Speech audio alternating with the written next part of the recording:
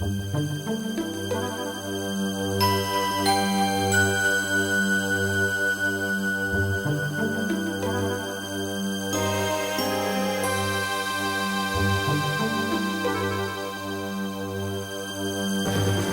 Mystery Dungeon series has been going on for years. It's pretty much Chunsoft's bread and butter. The Japanese developers making this design since the Super Nintendo days, and just recently Sega released the remake of the original Mystery Dungeon game, Shiren the Wanderer. The latest version of the series is the second one Chunsoft has made for Nintendo, Pokemon Mystery Dungeon Explorers of Time and Explorers of Darkness. All you really have to know about the Mystery Dungeon style, it's all about randomly generated dungeons. The whole design revolves around working your way through a series of multi-level dungeons, each floor randomly generated when you get there. This means that you'll never see the same floor layout twice if you decide to enter the same dungeon multiple times. Unfortunately, a lot of the times the dungeon generator will create a level that requires no exploration at all. You'll often find yourself placed in a room where you're standing right next to the exit. Just like in the original Pokemon Mystery Dungeon, in this sequel you assume the role of an actual Pokemon chosen at the start by answering a series of questions about your personality. You can end up as a Bulbasaur, a Skitty, a Piplup, or one of a dozen and a half Pokemon in the game.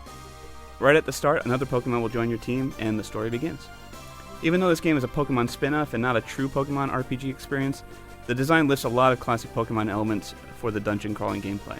For example, if you have a fire Pokemon, he's strong against plant-based Pokemon enemies, bird Pokemons are strong against bug Pokemon, and so on. You can also acquire additional Pokemon, but this is actually extremely basic. They'll just randomly join your team. The Pokemon Mystery Dungeon series is obviously aimed at the younger crowd, so Chunsoft and Nintendo have lightened up a bit on the Mystery Dungeon difficulty.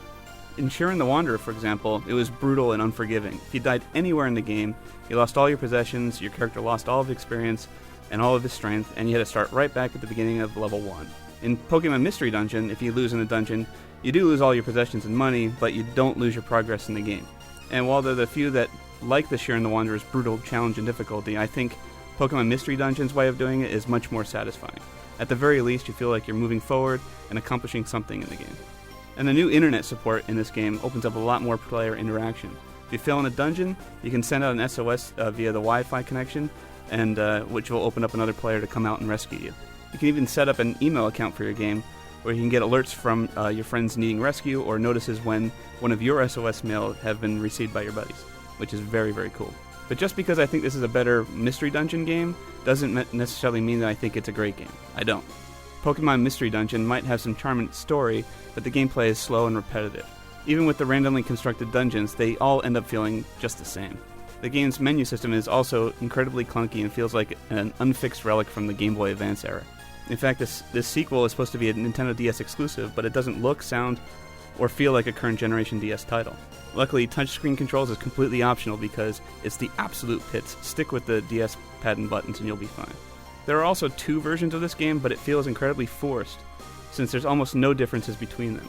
It made sense in the first game in the series since Chunsoft made a GBA version and a DS version, but in this sequel there are 2 versions of the same system that plays exactly the same and only offers up a hidden character or 2. Overall, the game isn't much of a step above the original Pokemon Mystery Dungeon, which wasn't all that great of a game to begin with. You Pokemon fans are going to pick it up regardless of what I say, just because it's a Pokemon game, but just because it's got a Pokemon in it doesn't immediately make it a good game.